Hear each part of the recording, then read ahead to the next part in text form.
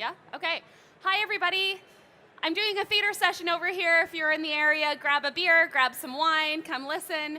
I'm here to talk about Microsoft 365 experiences and devices. My name's Marissa Salazar, and thank you so much for choosing to spend the next 20 minutes with me. I figure you guys are tired and you've seen a lot and you have a lot to see throughout the rest of the week. So this is going to be really quick cliff notes. I'm going to try to show you 35 demos in under 20 minutes. So I know a lot of you guys are very savvy, you know a lot about Microsoft 365 and all the applications, but I guarantee everybody will learn at least one or two, and I think a lot more new things in this session. So I'm going to give you a quick whirlwind tour of Microsoft 365 and how it can A, help improve your team collaboration, B, help make you more productive on the go, so pretty much when you're using your phone. And then last but not least, how does Microsoft 365 put artificial intelligence to work for you? How does that show up in reality and not just in theory? So first I want to start with teamwork and collaboration. First and foremost, I'm a product manager on Teams, and I want to give you a quick overview of what it looks like. In Teams, you have your teams where you can have people inside and outside your organization. I have my channels here, which are threaded and persistent. This is a great way of organizing your work streams. I have my calendar over here. This is integrated with my Outlook calendar, all the calling and telephony needs that I might need, and then I have all my files here. So no matter where I was working on them, they're going to show up for me in one place. And then I can feel comfortable knowing if I edit these files either within Teams or in the desktop application, I'm always going to have the latest and greatest up-to-date version, and you can see all the different locations that are listed here. Next, I want to talk about Teams inline translation. Does anybody work with people who speak a different language than them? I do. Now we can make people feel more comfortable communicating in a language that they are more comfortable speaking in. So we have over about 36 languages that you can currently do this in inline translation in Teams. We announced this earlier this week. We now have the ability to have multi-window support in Microsoft Teams. Super duper exciting. Woo! We can multitask like we all love to. So I can pop out as many chats as I want to and have lots of conversations going on at once and gossip about my coworkers. I can do this when I'm in a meeting. I can do this when I'm in my chats, you know, whatever. It's awesome. If you didn't know about this feature, I highly recommend you use it. I have a group chat going on here, and I want to add somebody to the chat because they just came up in conversation. I'm going to go add in Nestor, and then I have the ability to either include all of the chat history. I can limit the chat history to just the past 1 or 2 days. Maybe this is a really long, ongoing chat, or not include any chat history at all and just have him start fresh in the conversation. Awesome options, really secure, really private, super cool. We've also announced this week that private channels are now available in Teams. Hallelujah. All right, so I can add a channel to a team, and I can decide to make it private or not. This is awesome when you're talking about confidential topics. Maybe you're sharing the team's budget here. You want to be sure to limit those channels to just the right audience without having to create a whole new team. So this is awesome. We're creating less teams, and we're being more streamlined in the way that we manage our information. It's really cool. Priority messages. You guys might be familiar when you're sending an email, you mark it as important. Maybe people pay a little bit more attention to it. I can do the same thing when I'm sending a chat or a channel conversation in Teams. But you'll also notice there was another option down there. I can mark this message as urgent. And what this will do is it'll ping my recipient every 2 minutes for up to 20 minutes until they respond to me. So I'm really only going to do this for super important messages. This was created really to enable healthcare scenarios where maybe I need to get in touch with the right doctor, the right specialist about my patient, and it really is critical, time sensitive. But you could imagine high priority customer service scenarios where this would make sense, where I say, hey, if you're not available in the next 20 minutes, I'm going to move on and find somebody else. It's awesome. Obviously, you can disable this.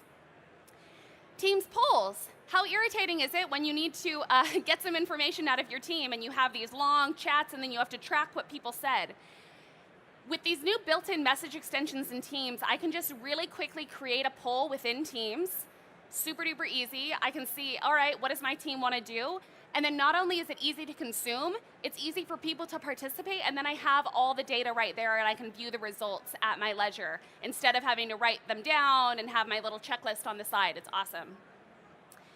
Similarly, I can create a Teams checklist. Again, these message extensions were built to make these common actions like, okay, maybe I have a remediation checklist that, whenever X event happens, you need to follow this checklist, and I'm going to throw it up there to make sure that everyone's doing it. They're not exactly tasks, but they're things that people need to know.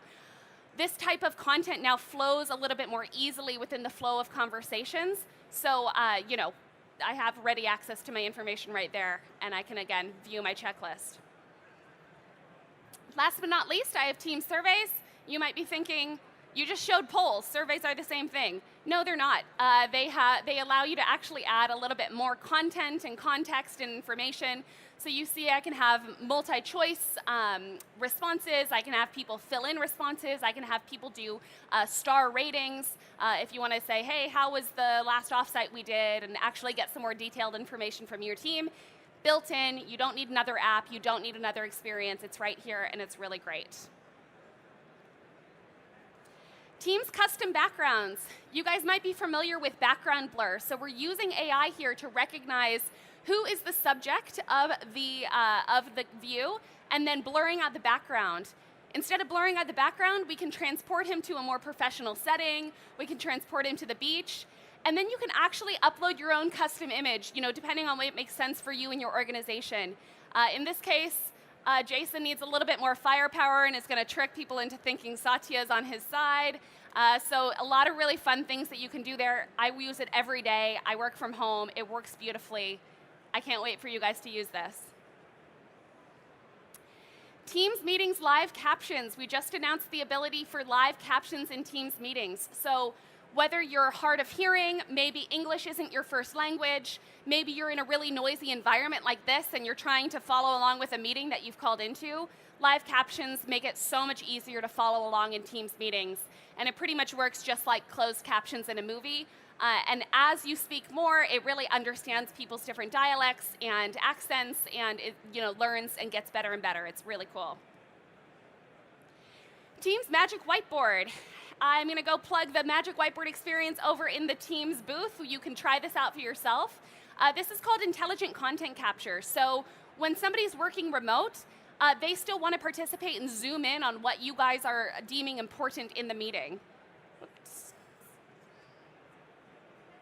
Can you keep playing?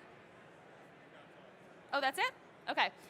So basically what happened is she stood in front of the whiteboard, made a circle, and we're able to still see the content that's behind her and understand what people are talking about, even if someone is so rude as to stand in front of the screen of the whiteboard that we're trying to look at. Okay, next I want to talk about the Surface Hub 2S. So many things. So this screen is exactly what I have projected over here. There's so many really cool features within the Surface Hub 2S to make not only productivity work, but collaboration even better. So we talk about whiteboards and the ability to have all these really cool whiteboards that we're collaborating on. But you know what? We still use regular whiteboards and we still take pictures of them. What if I could actually take this image and turn it into ink so that I can continue working on this whiteboard like I was in my office on the Surface Hub 2S, and then share this with remote employees and continue to collaborate here. So hopefully this will change in a second.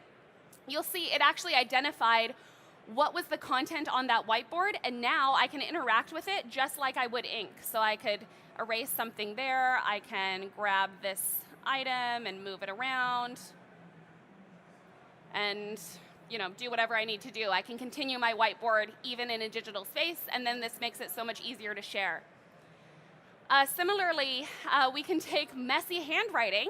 Who here has messy handwriting? Just kidding, my handwriting's perfect. I can circle this, handwriting right here. I can tap that little magic wand and it'll make it a little bit more legible for our colleagues. Super, super, super cool. I'm going to start forcing my colleagues to use that feature. 5? Next, let's talk about productivity on the go. We're all traveling right now, and primarily we're using our mobile devices. So hopefully your mobile device is giving you everything you need, and we're making so many awesome investments here to make productivity on the go even better for you. I have 5 emails for you right now, including a change to your day. This'll take a few minutes. NBCRNDNP Dolores Roberts changed the time for lunch with Mary from 3:30 p.m. to 3 p.m. Just so you know, you also have presentation to MCIU preparation at the same time. About 20 minutes ago, Alvin Lund sent an email about Center for Disease Control, just to you. This is a long one. Hey Cortana, skip this. About 20 minutes ago, FACP FITSA MPHT MMD Sherry Clay sent a long email about high patient admissions to 4 addresses. Hey Cortana, It said, flag for later.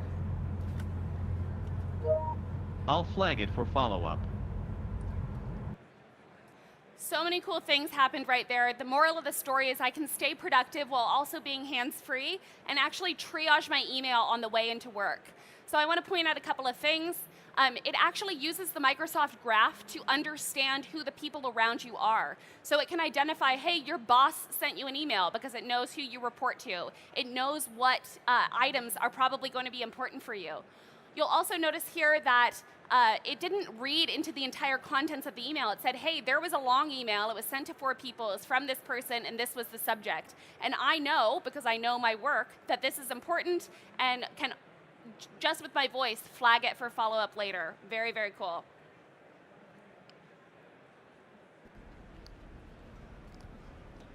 Show me emails with attachments from the past month.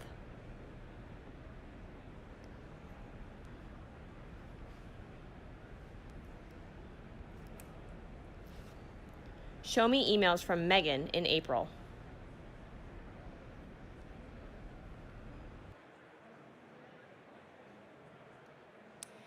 One of my favorite features in Outlook, I use it about 20 times a day, is searching in Outlook for all of my hundreds of thousands of emails that I've received over the years. Sometimes I'm searching things that I got years back. It's the best feature ever.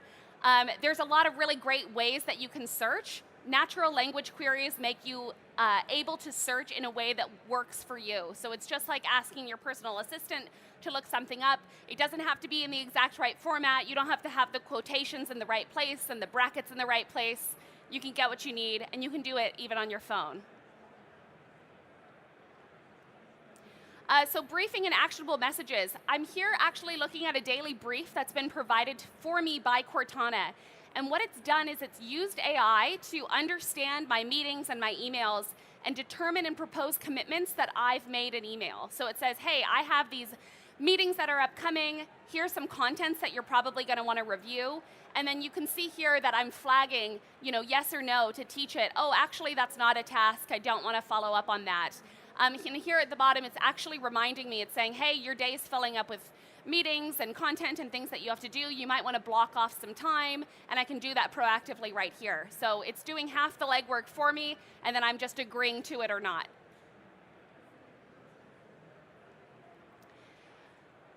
How many of us have had to set up a meeting on our phones?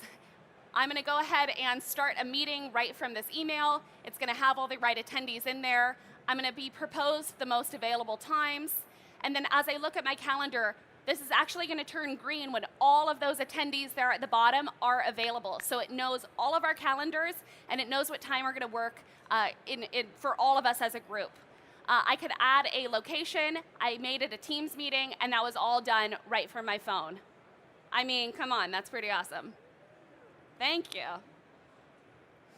We also want to make sure you stay safe, even if you're not on your desktop. So, hey, this is going to flag for me something that looks suspicious. It looks like a phishing email, and it's flagging that for me in a very, very obvious way, so that our end users are not tricked into responding and sharing confidential information.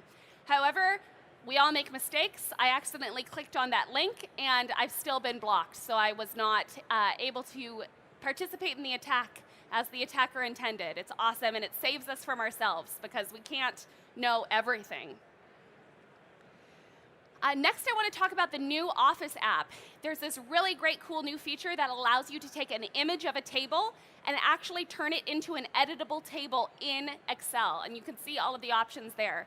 So instead of transcribing this data into a table in PowerPoint or Excel or whatever I need to do with it, AI recognizes the contents there, it recognizes the edges of the table, and I can put that right in Excel and work on that immediately.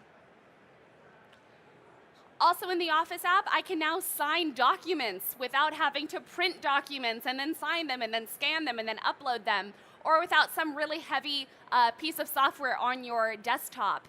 And then, if you don't have a touch screen, how am I supposed to sign it? I can do this easily from my phone, no matter what I'm signing. I mean, thank God. I could have used this a couple years ago. Next, I want to talk about what we're doing to put artificial intelligence to work for you. We talk about AI all the time in theory.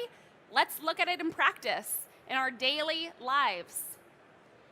PowerPoint Ideas and Designer. I use this almost every day, and my colleagues think I am amazing. So it's actually understanding what content is in this slide. So it saw that I was talking about AI and cognitive services and proactively offered those design suggestions. It's also read into my bullet points and says, oh, I actually understand that these are bullet points. They might want to be listed in a certain way. And then it's proactively requesting or suggesting these icons for the points that I'm trying to make. So yes, it's about design, but it's also about making our slides more legible, more readable, and easier to consume for whoever we're talking to. Next, I'm going to take a risk here and jump out of my deck and do a live demo. So I'm going to end this slideshow. I'm going to go to slideshow, and I'm going to ask it to turn on subtitles. Let's see. I don't speak German, unfortunately. I only speak English, so I'm going to make sure my subtitles go from English to English, and then I'm going to go back into presentation mode. So live subtitles in PowerPoint allow me to talk to you and add live subtitles to what I'm saying. So I'm speaking here, and hopefully this is transcribing approximately what I'm telling you. I can't think of anything to say all of a sudden. And again, as you saw, that works. If you're speaking in one language, if I'm speaking in French or Japanese and translating into English, and then of course back the other way around. It makes it great for international meetings. I've used it before, and it works pretty flawlessly. Word @mentions. We're used to the concept of @mentioning people, but wouldn't it be great if we could do it in the context of our work? I need Megan to add some information right here, so why don't I mention her right here? I've added that mention here, and now she's going to get an email saying that I've mentioned her in a document, and she can very quickly either reply right from there or open up the document right from her email. So both her and I can work in the ways that work for us, and I still get the information that I need. So @mentioning people in Office documents is really, really awesome. We showed designer ideas in PowerPoint, but I also want to show ideas in Word. This is a long document, and I might need some help with it. So I see some stats here on the bottom. It's actually calling out, hey, this might take you 20 minutes to speak. It'll take 12 minutes for someone to read it. And then as I scroll up in ideas, it's actually calling out some really proactive recommendations for me about word choices and grammar, and I can choose to take those or not. And it really helps me make my documents more professional, more readable, more concise. It's really awesome. Again, people think I'm so talented now. Similarly, in Excel, I have my data here. Of course, you can model this data however you want to, but ideas in Excel will proactively propose some ideas that perhaps might suggest some things that wouldn't have triggered my thoughts in the first place. So here it's saying, hey, this is an interesting view. There's a couple of outliers.